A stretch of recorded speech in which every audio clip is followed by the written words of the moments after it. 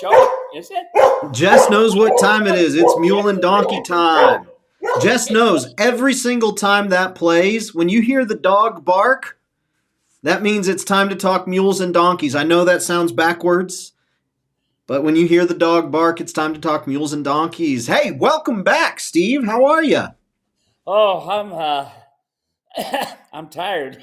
I'll bet you are. Yeah. That jet lag is that wasn't too bad. It's about a 5-hour flight altogether, 6. But I got in yesterday about 1:00 in the afternoon. Drove straight on up to Payson, got my dog, and turned around and come back down home about 6:00. So it was a long day. Plus, we had some time. Some of our flights where we had to get up at 2:00 in the morning to be at the airport by 4. So if folks are watching and they say flights, jet lag, what's that all about? Well, I've been back to Georgia to see David Pingali, which I sent you some pictures on. Mm-hmm. And I've also been to Shelbyville for the American Mule and Bluegrass Festival. And by golly, it was another dandy time there. So we'll talk a little bit about that today, the American Mule and Bluegrass Festival. So today there's 4 things that we're going to ask. Usually there's only 3, and I'll get to those in a second. I'll tell you what the 4th is. But my name's Dave. This is Steve. Every week we get together to talk about mules and donkeys. Today is no different. We're super excited that you're here joining us. And to participate, there are really only 3 things, 4 today that you need to do. Number 1. Your name, where you're watching from, and what the weather is like today. You're going to see folks in the comments section on YouTube and Facebook. You're going to see them putting their names, where they're watching from, and what the weather's like. You go ahead, do the same thing. We want to know that you're here. We want to say hello. We would love to meet you. And if you are an old timer, and I don't mean old timer in age, I mean old timer in number of broadcasts you've hung out with. If you are an old timer, be sure to lead by example, put your name, where you're watching from, and what the weather's like in the comment section. Second thing we ask is that you ask any and every mule or donkey question that you got. This program is driven 100% by you. We've answered thousands of questions over the years, and we would love to be able to answer yours as well today. It'd be great, not just for today, but also for the future. Folks are constantly going back and they're watching these episodes, getting answers and getting results from the answers. So you could be the solution to somebody else's problem. No promises, but you'll never know unless you ask. So put your question in the comment section. Third thing is that you share the broadcast, whether that's sending a text message, emailing a friend with the links, clicking the share buttons on YouTube or Facebook. Just let other folks know that we're here. In addition to you being here, that would be great for helping us reach new audience and help new groups of people experience trust and results with their animals. And then today, the special 4th thing, today only, let us know what your favorite thing from the American Mule and Bluegrass Festival was over the weekend. And of course, you can only do that if you were there. So if you were there, what was your favorite part of the American Mule and Bluegrass Festival in Shelbyville, Tennessee? We would love to hear that. I know Steve would love to hear that. Steve, what was your favorite part while other folks are chiming in? Well, you remember last week we said, if you want to know what the Apostle Paul, what the name of his mule was, come up and say, hey, what was the name of the Apostle Paul's mule? And I had several people do that. That's fun, And that is cool. Of course, meeting everybody there. That place around there. If you don't know the name of Jesus, by the time you leave, you have heard it a lot of times. that right there is the Bible Belt, and I mean to tell you, it was all the time going. That's cool. Well, we're so excited to have you back, and we're excited that you watching are here with us today. Let's go ahead and say hello to some of the people who are already tuning in. Polly is watching from Barnesville, Minnesota. It's 76 and sunny. Cooling off, going to be 50 by Saturday. Perfect riding weather, I'll say. Dave O'Brien, hello from East Texas, 89 degrees and nice. Steve worked really hard this weekend. There we go. I got a picture. Oh, okay. Dave and I together. All right, let's see. I've got it right here. He's just good looking with. Dave's the short, fat, good looking one. So that's Dave O'Brien right there. There he is, man. How about that? Very good. We've made so many amazing friends over the course of the last several years through this program and through connecting and continuing to meet through this program. Before you left for Tennessee, we got an interview recorded with David Pengelly, and so that's going to be coming up here in the upcoming weeks. That's going to be a lot of fun. David Pengelly. We'll talk all about Ask Tell Demand, and no, we're not going to be talking about the Ask Tell Demand for the mules. You'll have to come back and check it out. So Dave O'Brien is watching. Craig is watching from El Reno, Oklahoma. Hot, but getting ready to change in the next day or so. Johnson Taxidermy, Mr. Sherman Johnson, Norman, Oklahoma, 85 degrees. Twin Mules is watching from North Carolina. It's a sunny fall day, 80 degrees and gorgeous. Jim from Western Maryland is watching from a beautiful day of 65 degrees. Hannah is watching from Dunalin, Florida, 86 and gorgeous. God bless the USA, she says. Matt Evans is watching from Dulce, Southern California, 75 and sunny. Joe is watching from Cardwell, Montana. And Farah is watching from Salt Lake, Utah, 55 and rainy. And before we get into questions today, Steve, why don't you go ahead and we got another photo here. What do we got going on right here? That right there, by golly, that guy's been riding that mule, that saddle, for over 20 years. That's my brother in the Lord, Mark, from West Virginia. And he has another picture there, too, of him. But notice he ain't got his feet in the stirrups. He just kind of laid back and kicked back. And he's had that saddle for over 20 years. And he wanted to let me know that he's still using it and it's still going good. Awesome. That's very, very good. Well, we love hearing that, and it was awesome that you got to meet Dave. I'm so excited. I would love to do some sort of a program with Dave and hear all about his work that he's doing with his young like a yearling or gelding. What would you call it? No, I think it's a yearling. He also brought me 3 jars of honey. Fresh honey. Oh, man. That's nice. I love that a lot. Let's see. Oh, go ahead. I gave him some demand coffee. He liked Trade the coffee for the honey. Yeah. Coffee for the honey. Dave says, my favorite part was meeting Steve and seeing him work magic with the come-along rope. My second favorite part was the mule and horse pull. That's great. Steve, why don't you tell us just a little bit about what your sessions wound up looking like, and then we'll get into some questions. Okay, I had a little gal last year that wanted me to help her make sure her saddle was all in the right place and stuff. And I wished I had taken some pictures of it, but last year we just couldn't get her in. But Jackie was back again this year, and she came back, and she folks, it's hard to tell you this, but unfortunately, I got these videos that go with the saddle, and it says, do it like this. And unfortunately, there's a lot of times it doesn't happen, and so that's what happened with Jackie. So no breeching, no breast collar, and of course she's a little tiny thing. I bet you she don't weigh 80 pounds, sopping wet. And I think she said she's 4'2", and she had been through all kinds of stuff with this mule. But Dave, and David can also tell you, and some of the others that were there, I did everything with those mules, picking up feet. I saddled them. I worked them, everything without tying them to the hitching post or without tying them anywhere. I did everything, okay? We even had a lady, I call her Miss Westinghouse, Whirlpool. She was a Whirlpool executive. And by the way, she said she'd give me a discount on any Whirlpool stuff. So anyway, we worked her mule. Same thing. Saddled it, everything. No tying up, lead rope on the ground. And all I did was spend a few minutes with them. And I worked with 4 mules altogether. But I wanted people to get an idea. Folks, yes, I do sell a ground communication kit. It includes a halter. The halter is going to be used very, very, very little.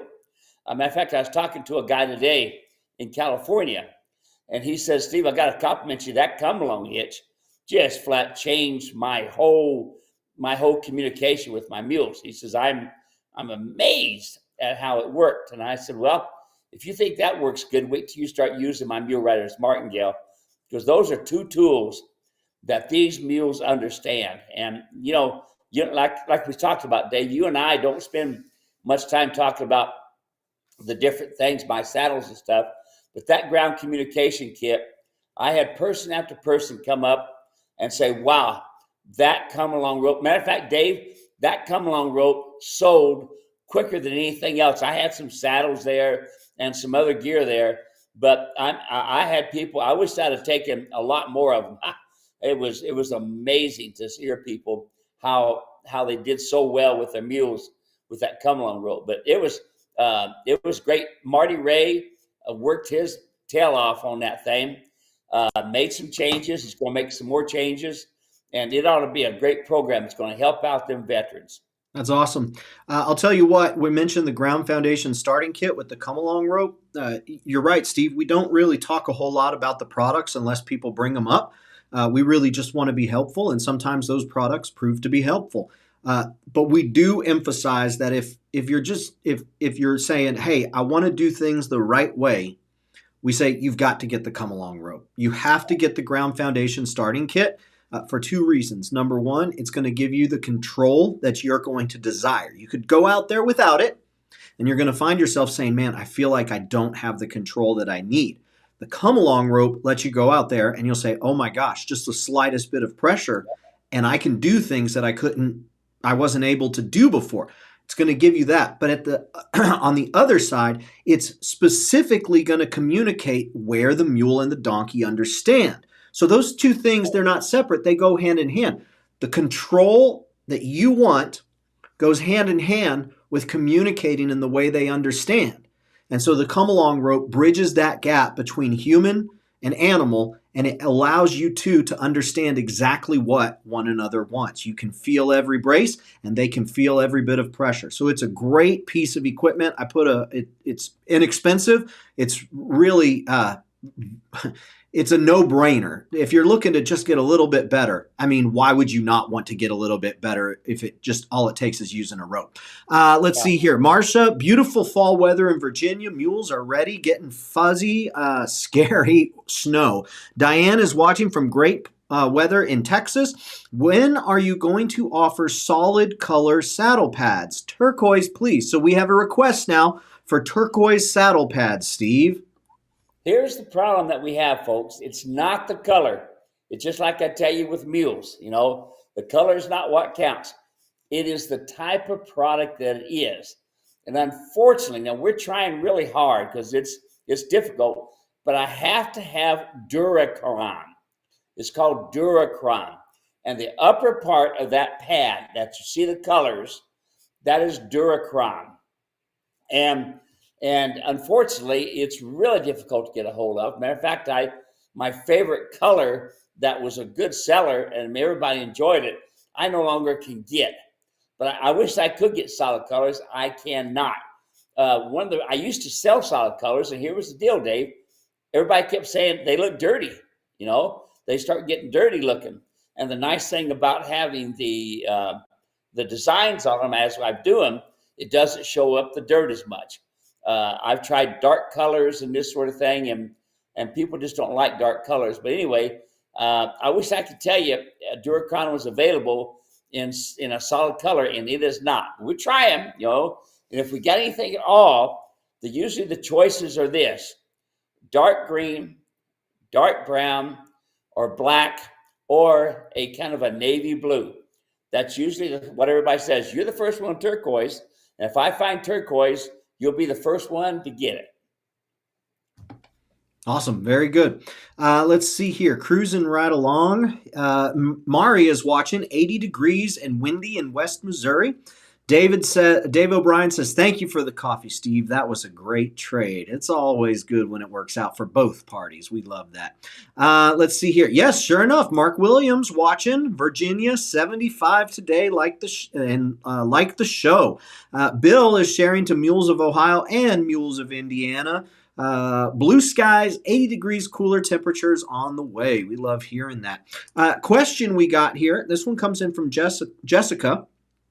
Says, we live in Rockport, Texas, and I'm considering purchasing an older mule as a pasture pet and light riding companion. Our soil is very sandy, beach-wise, with some native grass, but we also have some sand burns scattered throughout the field. My question is, do I need to completely eradicate the area of sand burns before putting mules on the land? Mowing removes the seed heads, but they fall into the ground, so I'm wondering if these will get caught in their lips while grazing. Thank you. Or sand burrs. I kept saying sand burns. Sand burrs. Thank you for your time. So what do you say here? Yeah, sand burrs can really be a problem for you all, and not counting the sand, because you got to remember you have something called sand colic. Think about that, okay? And they're down there chewing. They're sucking up sand. So you're really, really going to have to focus on a good sand program, a good program. And here's a good thing for you, too, to think about. Any of you should be thinking about keeping Banamine around.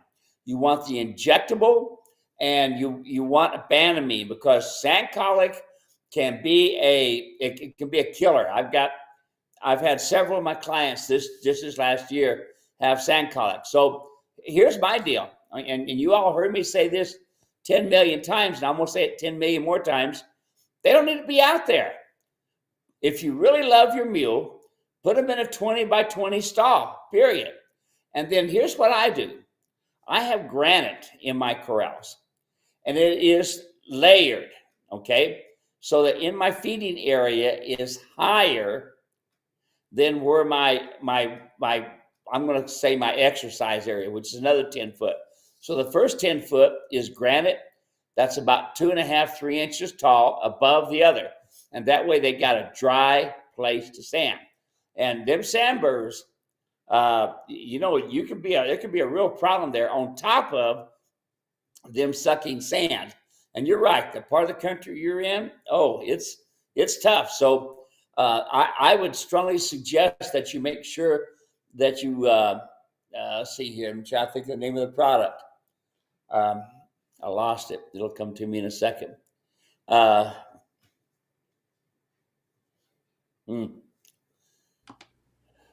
happens to me more and more and more, Steve. Oh, it's getting to be tough. And I talk about this all the time.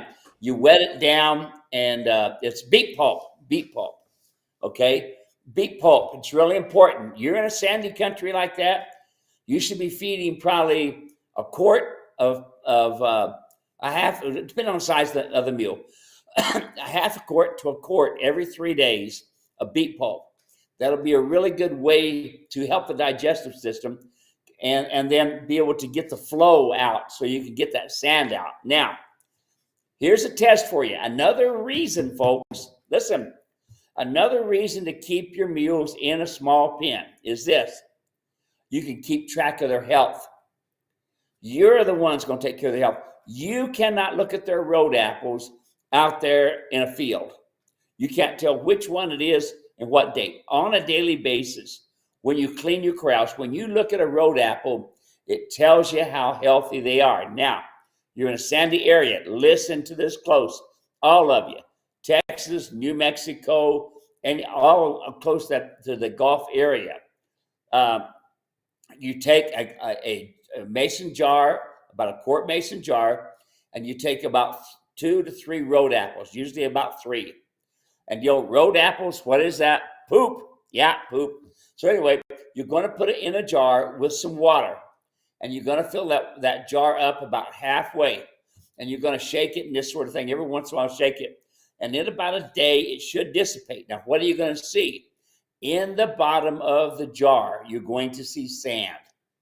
And it'll tell you how much sand you're getting to go through your mule's digestive system. Now, here in Arizona, we have Huma, Arizona, which is really bad, really well known for its sand in its hay. All right. And so when I first bought Huma hay, I was appalled at how much sand was in the bottom of my feeder. The bottom of my feeder. Now, I have 55-gallon plastic drums that I have the center cut out, and the mules can put their head in there and eat, okay?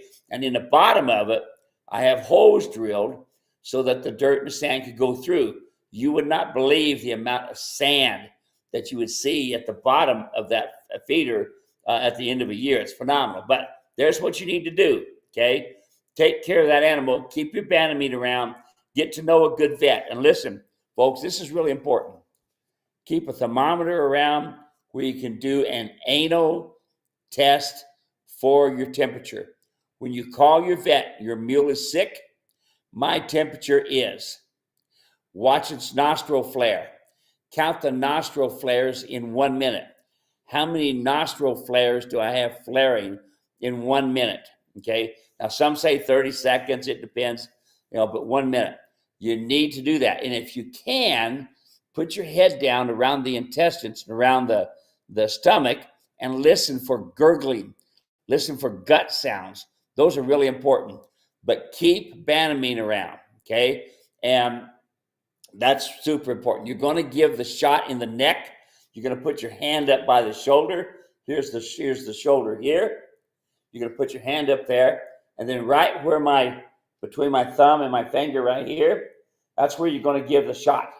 So you're going to put your hand up there, and the shoulder is over on this side. And right in here is where you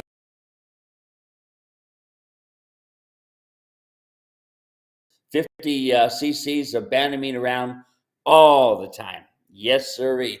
It's like a great big aspirin, but what it does do, it does help the intestines to relax so that they can poop. Now, I'll tell you one more thing, okay, while I got on this, because colic is a killer, okay? Colic is a killer. It's a done deal. I had one of my clients up in Canada, a sweet lady, bought her mule, bought the saddle and stuff for me, all the gear, and before the saddle got there, her mule died of colic. Oh, horrible. Let's go back. Take your mule, jump it in a trailer. When he's colicky and you're not seeing him pooping, they may, and here's one of the problems too. Let's go back to this. Go back to the trailer, jump them in a trailer, and a lot of times they will poop in there, okay? So you might want to do that too. Now, I can tell you that one more thing is that if I'm really in trouble and I'm a long ways from a veterinarian, which I am a lot, I'll take a garden hose and lift up their tail and use the garden hose and give them a great big enema, and that works. Now, I know y'all going, wow, Steve's kind of gone too far. No, when your best friend is in trouble and that's going to be your mule, you got to do it. And when you brought up sand and you brought up sand burrs, you're talking about a deadly, deadly killer right there. Good. Thanks for the question. Thanks for the answer. And next question, this one comes from Cheryl. Can you hear me? Yeah, Jeff don't like it either. It doesn't sound. You sound like a spaceman. Jeff, Now. That'll do. Let's see. Does this sound normal? Oh, there you go. Yeah, you sounded like I am from outer space. Here. All right. What about now? Okay, you're doing better. Is this okay? Yes, you sounded good. Okay. Jess is happy. All right. Jess was not happy. Jess was not happy. We got that settled. Okay, Cheryl's got a question.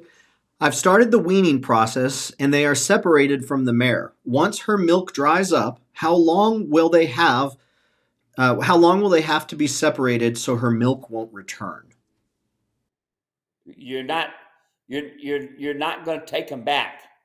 Okay, you take them back, you're going to end up with what we call a bottle baby, and they are not fun to be around.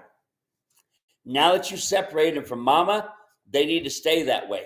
All right. And I never ever will take my babies back.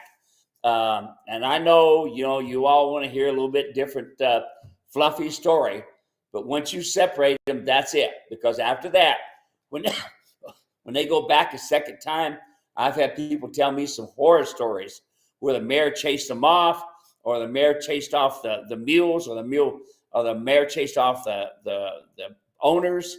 A lot of different things, and people have gotten hurt. Though once you separate them and they're weaned, because they will go back, and she will start lactating again, and she will start mothering them again. Hey, it's mama instinct, So once you separate them, that's it. Next question. This one comes in from Robert over on YouTube. Says, do HInneys make a different sound than a mule or a donkey? No, they're, these mules have a variety of sounds. They don't always hee-haw. They go ha. Sometimes, they have a variety of sounds. So it doesn't make any difference if it's a Hinney, donkey, or mule. They don't have their own little speech, but they have a variety depending on, the mule or the donkey or the Hinney. So we had that video that we published of you working the Arizona cinch. Let me bring it up here so folks can see what we're talking about. Let's see. Let me get it right here. All right. So we've got this video of you with the Arizona cinch. And Christina says, is there any reason why you couldn't use this particular cinch all the time and not just with packing? Well, here's the biggest reason, Christina. There's a major difference with packing that the saddle is doing this. That's what it does. Going down the trail, the pack cinch is doing this. When you're going down the trail and you're riding, you're doing this. That's why it is imperative that the rear cinch be the tightest, and the rear cinch is what's going to hold the saddle into place. Your rear cinch on a riding saddle is the number one part. The breeching only balances the saddle. The rear cinch keeps the saddle in place, because the rear cinch comes down right when the ribs start coming up, okay, when they start ending. So it's imperative. Now, you use that single cinch on your saddle and it starts rolling, you're going to be calling me saying, hey, it won't stay in place. You're right. It'll make the saddle roll, okay? But on a pack saddle, it's amazing. Even though you think it make it roll this way, it doesn't. That cinch, because the biggest reason it's for is that when you have a load and the load is starting to shift, you have to a lot of times take all your gear off, resituate the pad, especially if you use a my pad, and put it back together. But with this, you can reach underneath there, pull it up, and it makes it tight without pulling your load off. Now, here's the other thing. You want less pressure on the front of your cinch and more pressure on the back. That was one of the things I pointed out in my clinic there in Mule Days, American Mule Days. I was showing people how I could shove my arm through that front cinch, and how the back cinch was snug and tight. So yeah, don't think. And I want to make sure, Dave, I think I may have said that on the video too. We want to make sure that everybody understands this is not to be used on a riding saddle. In big black bold letters, red, white, and blue letters, whatever. So they don't use that because they will get themselves hurt. All right. So I'm updating the description. You're Not awesome. to be used Dave, on a riding saddle. There we go. There we are. So shall it be said, so shall it be done. Look at Dave. Yeah. Oh, there we go. Marcia says, we have a therapeutic riding school here in Timberville, Virginia for veterans. My friend donated her mule for them to use, and the mule is their favorite ride. The mule is the star. We love hearing that. That's fun. It happens all the time. Yep, that's great. Judy says, sunny and slightly overcast, about 75 degrees in Gazelle, California. My new 6-month-old Weanley showed her mule self this week. I did not know there were so many equine wrestling moves. Shouldered into me, butt into me, and side body pushes. I found out a few things about using the come-along rope. Hard to keep on that baby nose when she lowers her head to the ground, so that's why Steve said, don't let them move their head side to side. Keep them straight. Yeah, boy. And keep their head up and keep the lead of the rope at the same level as the nose. Anyways, we are getting it right as along Getting it right as long as I keep the sessions very short and tiny steps all the time. Steve, for folks who are not initiated into this conversation, why is it that we like to hear what Judy is reporting there? Why is it that everything she's saying is correct? Okay. I had a lady contact me, and she said, when is it okay for the mule to come into my space? I said, never. She says, well, what happens if I give it permission to get in? And I said, how is that mule going to know if you give it permission or not? You lead it in? Are you kidding me? You don't want to have them come in, because you're going to end up like this baby here, boxing with you, okay? They consider you, said, okay, you're the herd leader, but you got to prove it. And you're going to end up getting yourself hurt easy. And these babies, they don't know that they're not playing with a human. A human, can't handle a kick. A human can't handle a bite. And you will get all of those, okay? I've had them knock me clear down on the ground in the past, and because my timing wasn't quite good enough to get them out of my space, okay? And so that's how I ended up with 32 broken bones and 2 replaced hips. You see, it's your timing. You got to perfect your timing. If the nose goes to the right, fix it. If the nose goes to the left, fix it. But when it stays straight, that's what you want, straightness. No mule, no donkey, no horse should ever be allowed to come into your space unless you want to pay big bills to the ER. Yes, sirree. Herschel is watching. Nice here. Callaway County, Missouri, 78 degrees, sunny winds. Diane says, well, I love blanket I have. There we go. I love blanket. Daryl is watching with Bobby Joe in Dallas, sunny and 83 degrees.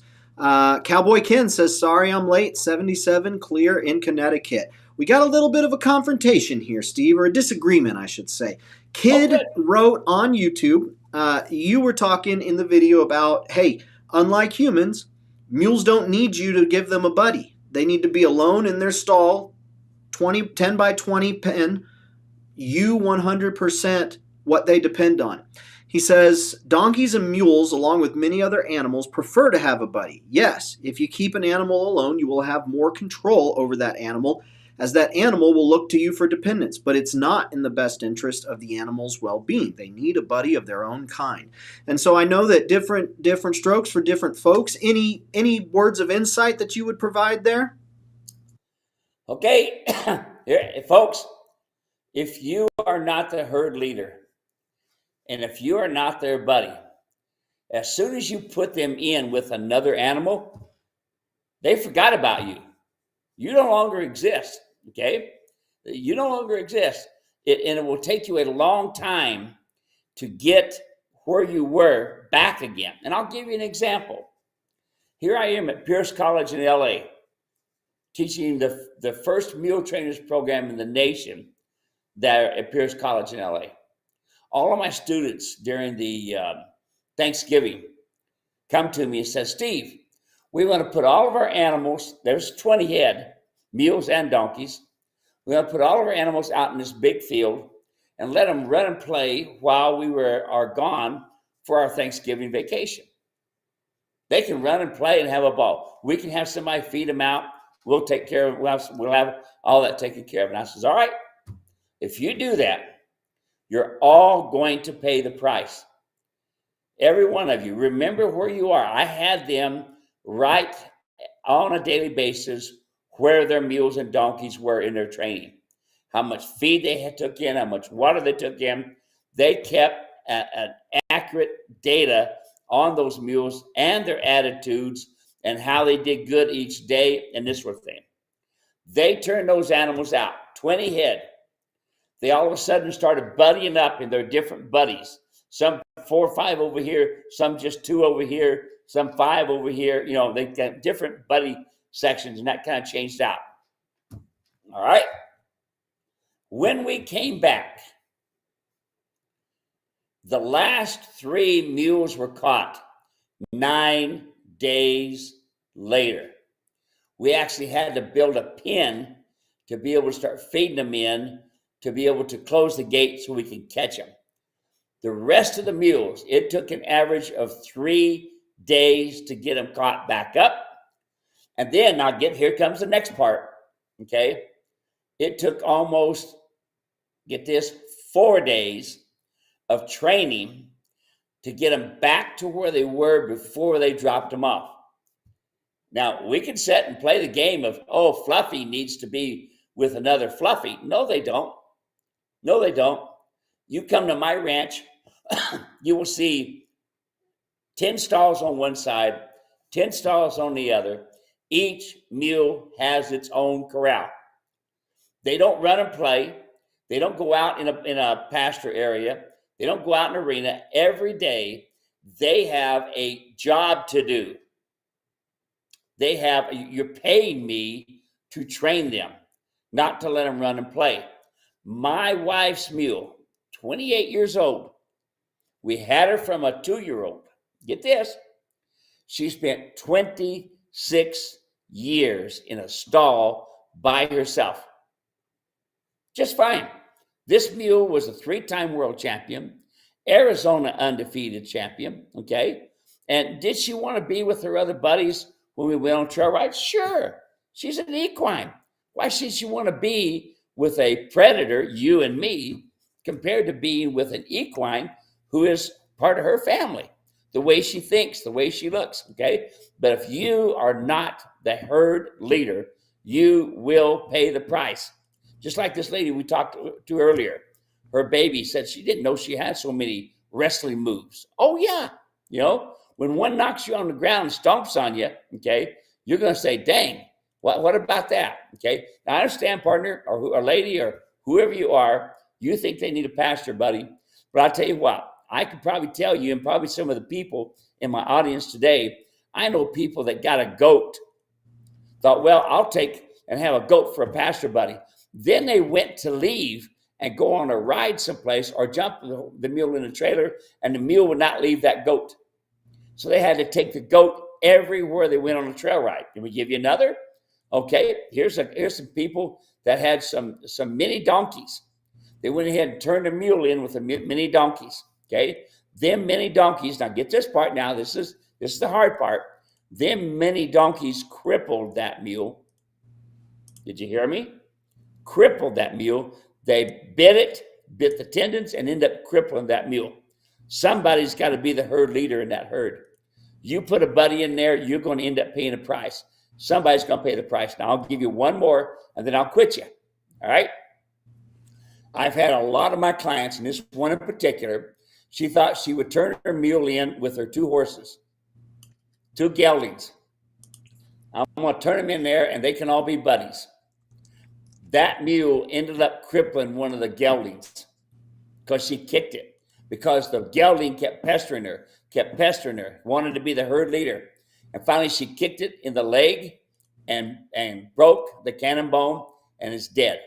So go ahead, put fluffies together. But just remember, this day when I told you, and this is just a few things that can happen. When you have an expensive animal, and a lot of you have spent a lot of money, you do not want them to get hurt. Now, that's not just the one mule, my wife's mule, my 2 Shire mules, each one of them. Now, these mules were 1,600 pounds, 17 hands high, driving full brother and sister. They each had their own stall. They spent their whole life in that one stall. When you bring a mule to me and I put it in the stall, that's where that mule stays. They will have a better mindset starting with a 10 by 20 stall.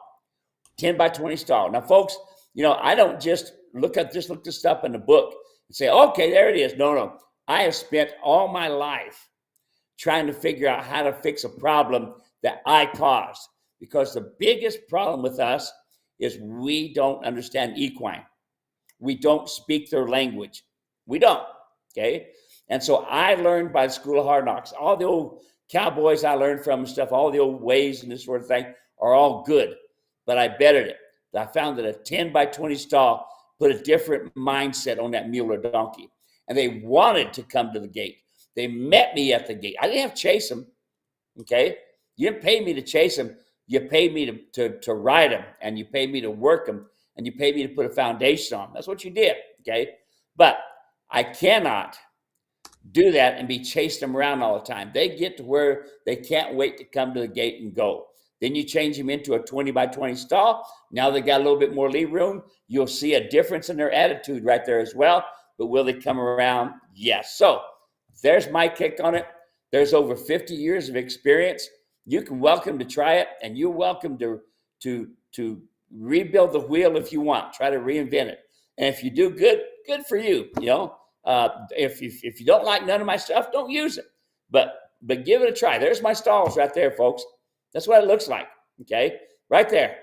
Each mule's got its own stall. I am able to take and put a nice mindset on these mules because of that. You may think, oh, no. But yes, put them out in the pasture. How many of you all out there have put your animals out in the pasture, and then you've called me and said, I got this problem. And I said, put them in a small stall. And they come back and say, man, that works, Steve. It works. So try it if you want. If it don't work for you, hey, and you want to try your own way, do it. All I'm doing is I'm free. I do use the F-bomb. F-bomb. F-bomb. That's right. F-bomb coming your way. There's lots of free stuff. Every week this program's free. And hey, that free advice he just gave you has helped a lot of people, and I hope it can help you too.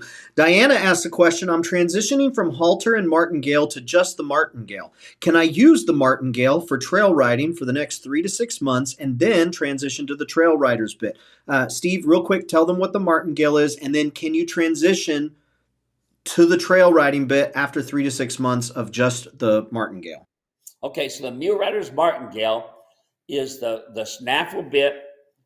It is the bridle that comes with it. Now, bridles are really important, how one sets up for a bit.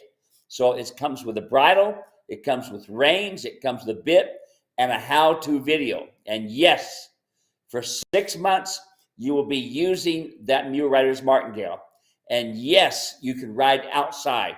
Once you've done your ground foundation and everything is the way you like it, yes, when you ride outside, 4 to 6 hours a week and do your training, use that martingale.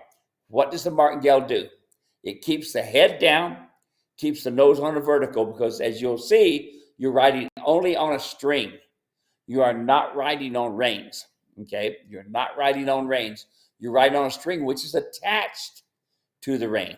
It's light, it's easy. As I demonstrated this weekend, everybody was awed at how that martingale was so sensitive and so useful. Now, here's the deal. In 3 to 6 hours a week, okay, 4 to 6 hours a week of training, in 3 months, when you can one-handed back your mule up in the martingale, when you can one-handed go to the right, one-handed go to the left, one-handed stop, you are ready for the transition to the trail rider bit. In 6 months, training 4 to 6 hours a week, you will be able to be completely out of the martingale and into the finished bit. Now, very important, you will be using that martingale for the rest of your life. Even my wife's mule, remember, 3-time world champion. Remember, Arizona state champion. Remember, she was used in every kind of. She was the coffee mule. What was that? Jose Cuervo? No, it wasn't that. That's Margarita. That's anyway. The coffee mule. She was used in that platform. She's been in all kinds of platforms, used all kinds of ways. She was consistent because I was consistent in feeding. In the places where they stayed, in the corrals and stuff like that, she was that way. So when it comes down to it, folks, you're taking care of that mule, and it relies on you. So that would be my suggestion to you. Awesome. Hop it back over to the chat today. Twin Mules says, I need the come-along rope for my weanlings. Can you send me the link where I can order one, or will I find one in the ground foundation kit? You're going to find what you need in the ground foundation kit. It comes with the come along rope, which you're going to need. That's going to be your primary tool. Comes with an adjustable rope halter, which you will need eventually. There may be some just moving here leading from a lead rope where you can use it, but in your training, eventually you'll need it. You won't need it right now. And then it'll come with an instructional video. Steve, tell them what's on that instructional video.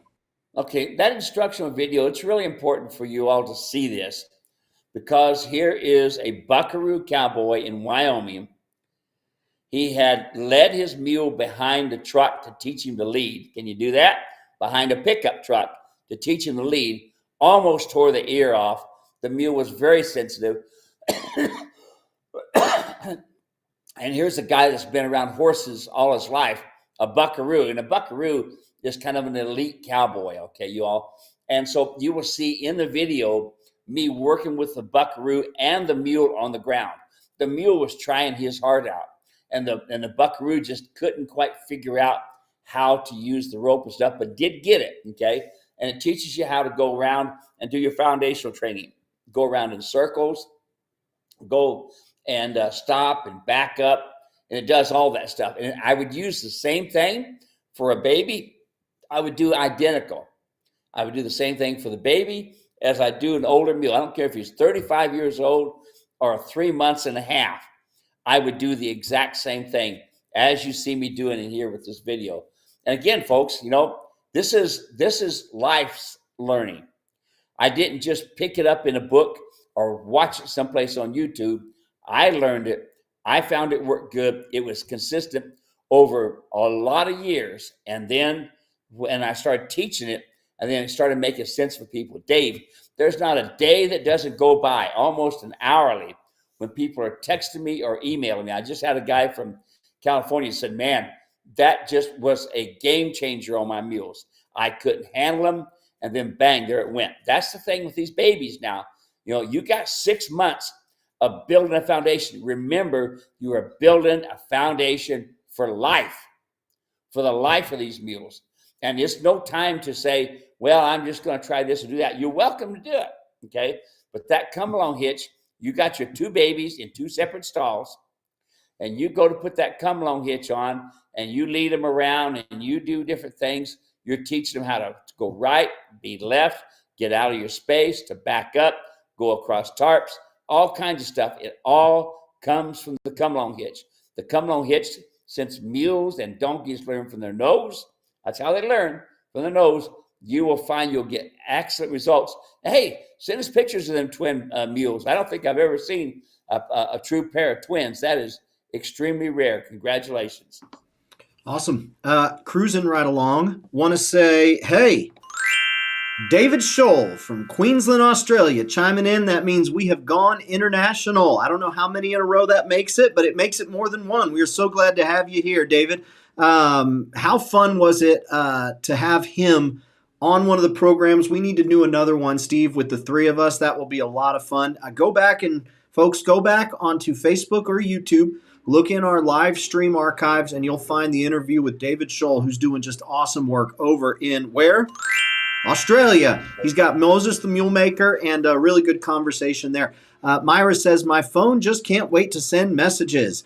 Let's see. Bill Rose just tagged Juan Valdez, and we love that. Thank you. Kale is watching from central Iowa, 81 degrees, just finished trimming 11 horses, 2 sets of shoes, and 3 mules, and a partridge in a pear tree. I'm whipped, he says. I'll bet you are. That's a lot of work. Shoeing is not easy work, is it, Steve?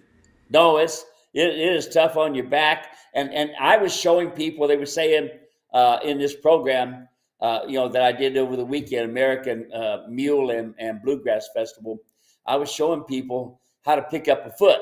They were saying how they had a hard time picking up the feet. And I showed them how easy it was. I showed them the incorrectness of the shoeing, how the shoes are crooked. Matter of fact, Dave, I got some other pictures. I sent you some of some feet that were crooked and bad, and the guy just thought he was going to have wasn't going to have a good mule. And I had him do some corrective shoeing, and I've got some new pictures. It's pretty cool, for sure. But going back to that, yeah, that's tough. That is tough work. But picking up feet, folks, as you all saw that were there at American Mule and Donkey Show, I showed you how to use the quirk and how to use the button to pick up the foot. And everybody was amazed at the button, Dave. We've been talking about that for decades. I mean, you've been talking about for decades. We've been talking about it online for decades. And yet it's just discovering the sky is blue for the first time for so many people, and they just love the way that it works.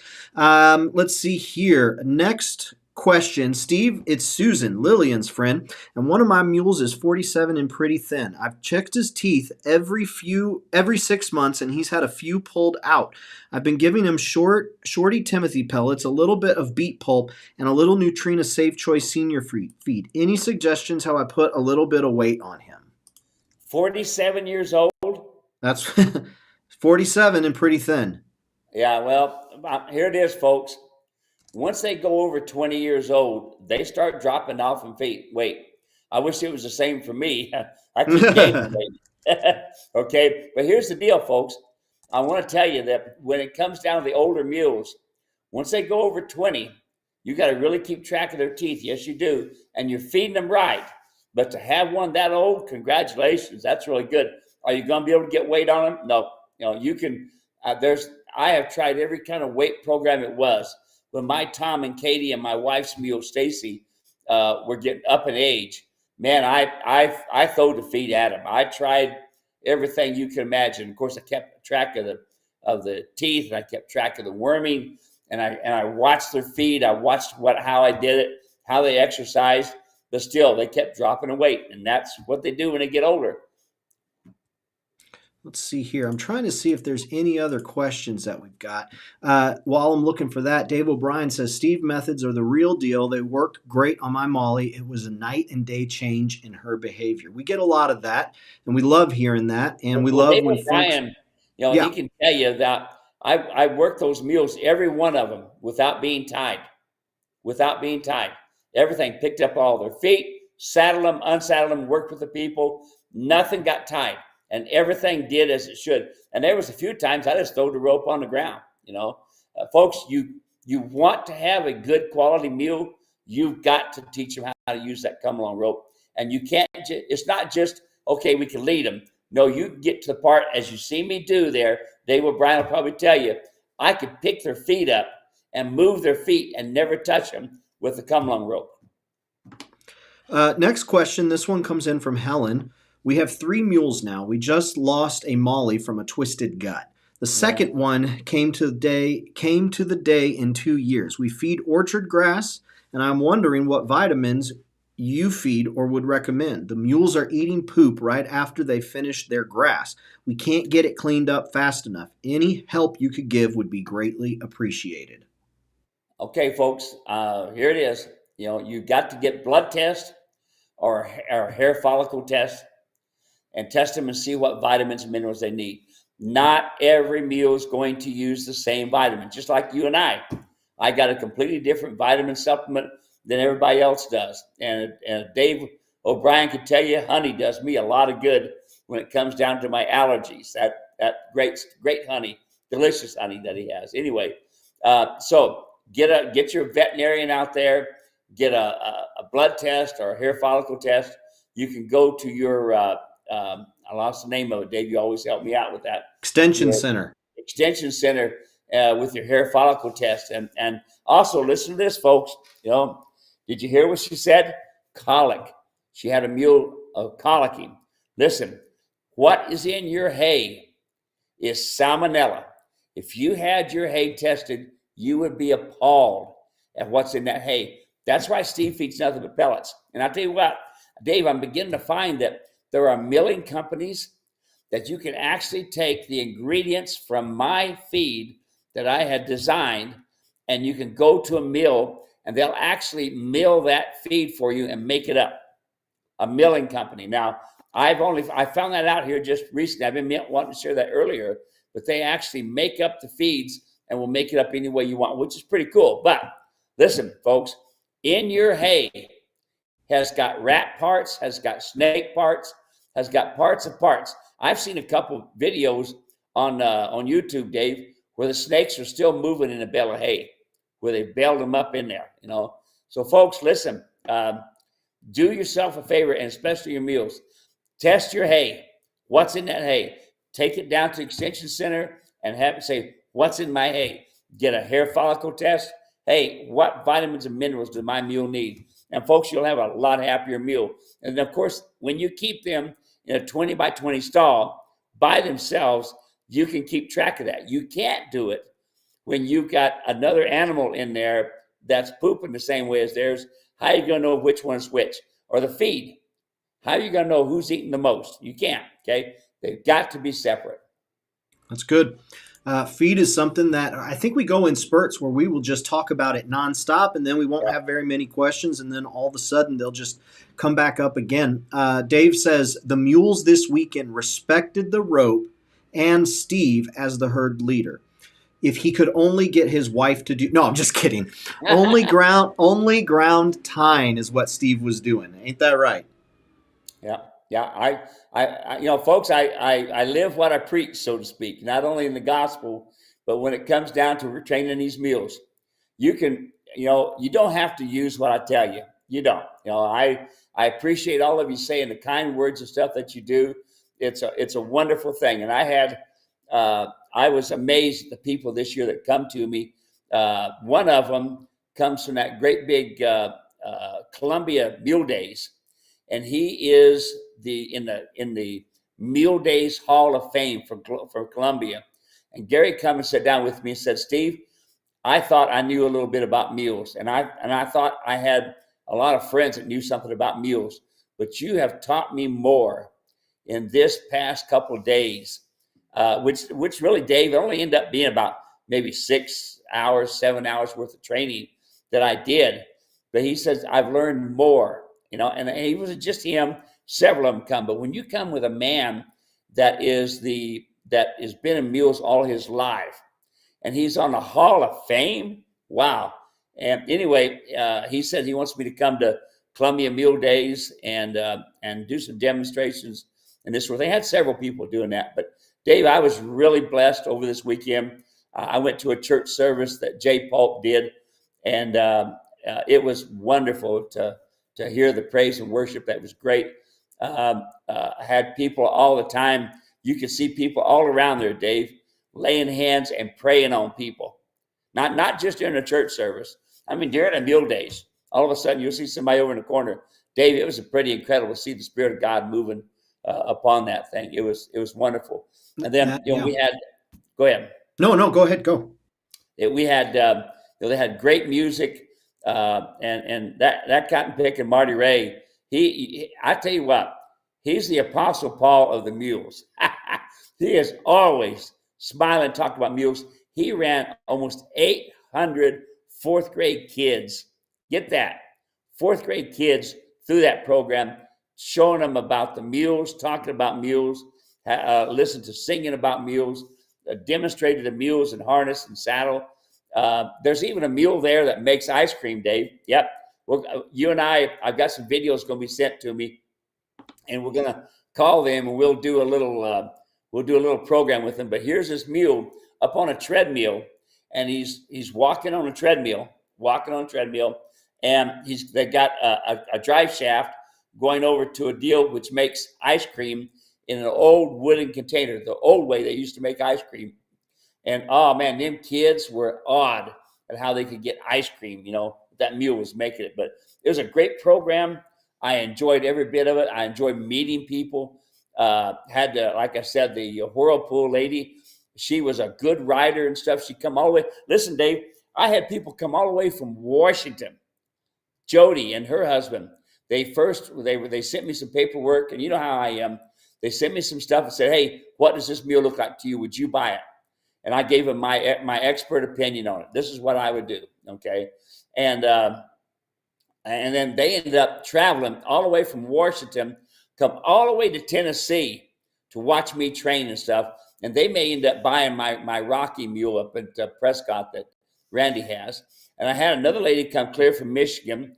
And, of course, Dave O'Brien, he drove 10 hours to come and shake my hand and give me a hug.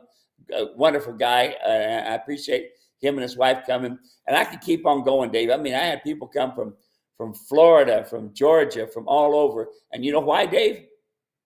it wasn't so much the advertisement, the mule and donkey program was. It was the stuff that you did, sending out newsletters and the podcast that we did, talking about the mule days.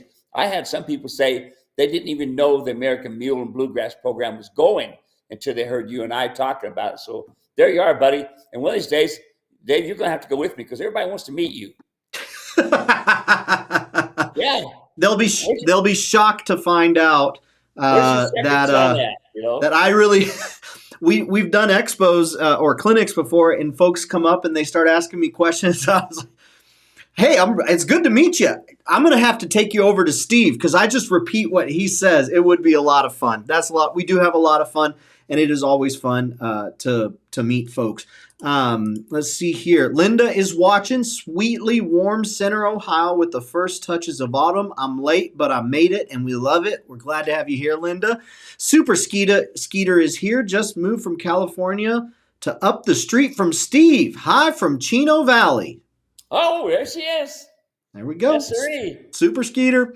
Love having it. Folks, that's it for today. We are so glad that you were able to join us, spend a little bit of time with us. You can go to muleranch.com, find all of the free, that's right, free information when it comes to feed and training and instruction and techniques and all sorts of stuff. There's also all of the products that Steve has developed over the course of the last 4 decades plus. These are products that have worked for him and that he's been able to take and train other people how to use. And so those are all available there too. And we would love to hear what you think. Steve, anything you want to say before we're all done today? I'm sure somewhere on our webpage we have a picture of Bunny. Scott Miller out of, I think it's North Carolina, just sent me a picture. He clocks how many miles he's got on his mule since the Steve Edwards saddle. He's got over 1,600 miles on that saddle. That reminds me, Barney Harbert's, okay? I've been reading his book, and that has really been interesting. So we need to get a call into Barney and have him go through our podcast. Next Tuesday is going to be a lot of fun. We'll go over the different things. And then Thursday, I'm heading for Newfoundland. And if any of you want to know why I'm going to Newfoundland, start emailing me or texting me, and I will show and tell you why I'm going to go to Newfoundland. Hey, I just put a link in the comment section to riverearth.com. That's where Bernie Harbert's website is, and there's information there. We had him on about a year ago or a year and a half ago, and so we'll work on getting him on again. Folks, we've got interviews with Ron Den, who runs the Mule Ranch or runs the ranch with mules up in Montana, Superior, Montana. We have David Pengelly, which will be coming soon. That's to be announced. We have the one that we just did with Marty from American Mule and Donkey Festival, or American Mule and Bluegrass Festival. We have the interview with David Scholl. All of that's available in our videos on YouTube. Go check those out. They're a lot of fun. And if you enjoy this program, you sure are going to enjoy hearing their stories as well and hear us talk. And we'll get Bernie on here. Folks, thanks so much for hanging out. We appreciate it. Hope you have a wonderful rest of your day. And if there's anything that we can do to help you, we want to help you. We're here. You can, muleranch.com. You can find ways to reach out, and we'll talk to you soon. See you later, Steve. Yes, sir. Pray for America. We need it. Oh, hey, Steve, get this. We should end on this way. Steve, you must have put my need for healing prayers out there during the weekend. I had my last test yesterday, and there is now no signs of cancer. With the Lord's help, we finally stopped it. I'm grateful. That's from Linda. How awesome is that to hear? Yay, Linda! That's Yay! Awesome. Linda, thank you so much for sharing that with us. So, folks, it really is a unique community that we've had here. So many folks show up week after week. Linda has been showing up week after week for, 2 years, something like that. And several weeks ago, she just shared that she had some cancer treatments going. So this is a real answer to prayer. God is moved by the prayers of his people. If you read in the book of Revelation, we get a part to play. The incense of the prayers of the saints fill the nostrils of God. They are right there in the end. Amen. And God cares about what we have to say. God cares about our prayers. And how cool is it that we get to play a role in the story of God, and that he gets to play a role in how we encounter this world. We just love it. So thank you for sharing that with us, Linda. We love it.